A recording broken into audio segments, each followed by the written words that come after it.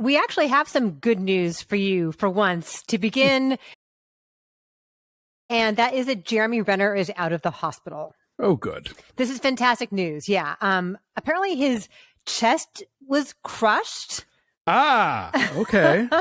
And the snowplow accident when he tried to go rescue somebody in Nevada, and apparently his chest was crushed, and it was really, really bad. But he's home now because he was tweeting from home that he was watching his TV show. And it was nice to be surrounded by his family at home. So good news, he's on the mend.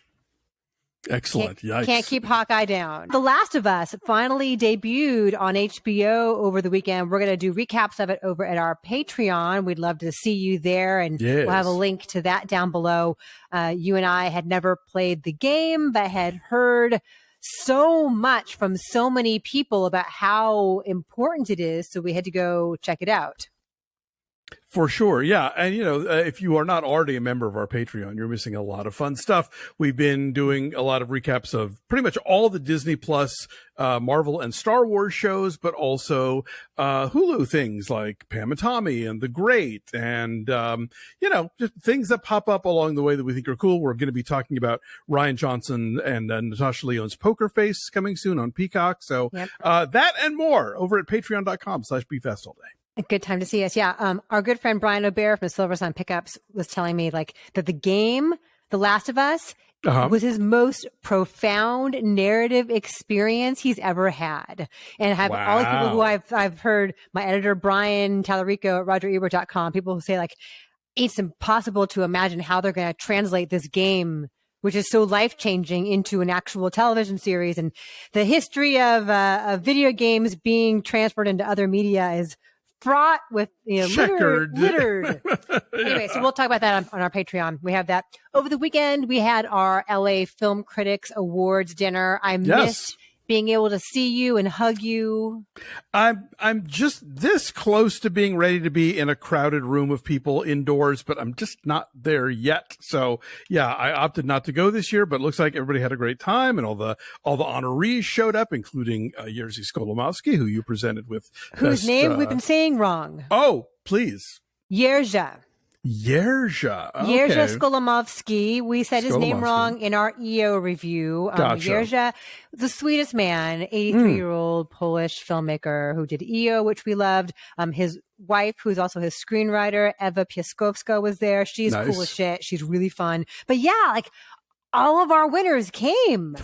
Cate Blanchett, Bill Nye, Dolly DeLeon, Ke Huy Quan, Todd Field, who won 3 things.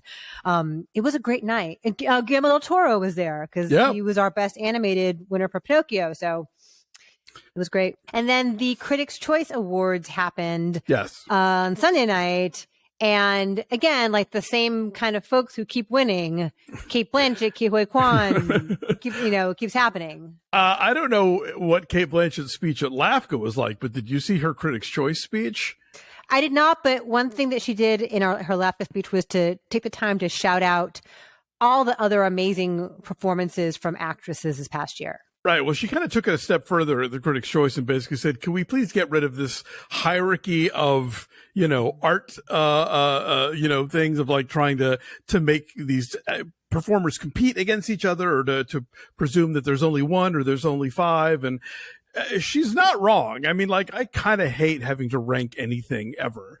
And, as I said, this year, I think for my top 10 list, I had something like 30 runners up. So I get the idea of making everything into a point system and into a stacked deck is not necessarily good for art, but, pretty ballsy to say that when you're accepting an award and she can by now. Exactly. Right? And are the clear front runner of a given award season. So I don't think anything's going to change, but I mean, I'm glad somebody said it. Somebody of that stature, of that acclaim for sure. And then box office, Avatar, The Way of Water was #1 again for the 5th straight week. But Megan had a really good hold from last week. It only dropped 41%. Nice. It was amazing in general for a horror movie, especially in January.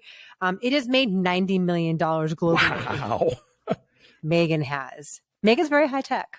Blumhouse knows what they're doing. They know how to they know how to high concept, low budget something into existence, Yeah. But also, and then as far as Avatar goes, they are getting close to the $2 billion mark globally as well. The Mandalorian trailer, the season 3 official trailer came out last night during the Cowboys Buccaneers Monday Night Football game. Being a Mandalorian is not just learning about how to fight. You also have to know how to navigate the galaxy. A trailer during a football game, you say? Yes, yeah. I did not see it. It's a thing that they've been doing lately. I know. Well, I know the Super Bowl is always a launch pad for that kind of thing. A lot of eyeballs. But even leading up to the Super Bowl, I think people are being very canny about placement of these things. And even in sports in general, was it during the World Series that they had smile people behind home plate? In the stands. Yeah, that was creepy. So they're getting effective, apparently. We're really getting savvy about these things. But yeah, so the Mandalorian season 3 trailer is coming out. That debuts March 1st on Disney Plus. We will definitely be recapping that on our Patreon. So join us for that. We just sort of see more of what we've been seeing, there's going to be more Amy Sedaris. I'm always down for that. Yeah, it looks really good. And he has to go to Mandalore to make up for his transgressions, which are what? Taking off his helmet? Did he share the armor, or who knows? Something with the Beskar steel. I hope there better be a previously on, because I don't remember what's happening on that show. Anyway, more cute Baby Yoda stuff is all you need to know about. There better be, yeah. So we'll be doing that. And then Madonna just announced a world tour. In this room, all bets are off. This is tough. Amy Schumer. Oh. Truth or Dare. All 40 years of being Madonna. Okay. But did you see how she announced it? No. How? Kind of also a trailer, a little short film where she's amassed all these people around a table and they're playing Truth or Dare. And it's shot like Truth or Dare. It goes back and forth between black and white and color. And it's this totally random cross section of humanity. It's Amy Schumer and Judd Apatow. That makes some sense. Jack Black, Eric Andre, Diplo. It's just a weird cross section of people, and they all have to play Truth or Dare with her. And then at the end of it, they dare her to go on a tour, and she does. It's very raunchy. It's very sexual. Oh, funny. Okay, I'll have to check it out. Well, I'm thrilled to hear that, because I have not.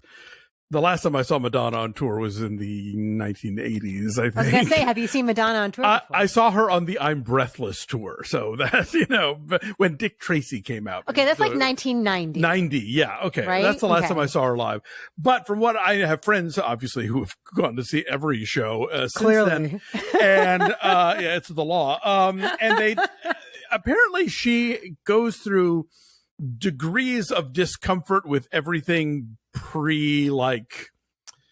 American life, basically. You don't know if she's going to do, Into the Groove or something like any of the older, anything that's on the Immaculate Collection is kind of up for grabs. You don't know. And sometimes she'll sort of do a very sort of stripped down or French remixy version, just as a sop to the fans. Because she's all about here's what's on my latest album, which you all have, right?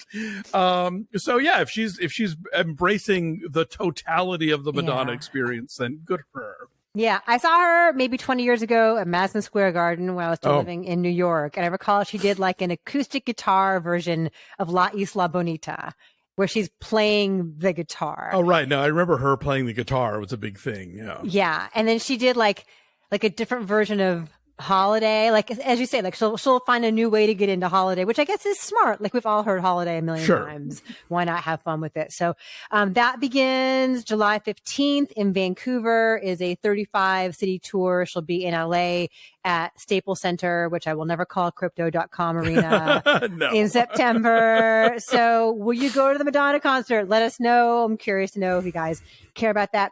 And then Gina Lollabrigida died. Yes. Italian starlet. Goddess. But a fascinating figure because, yes, she was definitely launched as a sort of like post-World War II sex bomb, and played into that image in a lot of films. If you've never seen Beat the Devil, which is a film that John Huston directed, she stars in it with like Humphrey Bogart, and it's co-written by Truman Capote. It's one of the oddest Hollywood movies ever made, but really funny and just eccentric.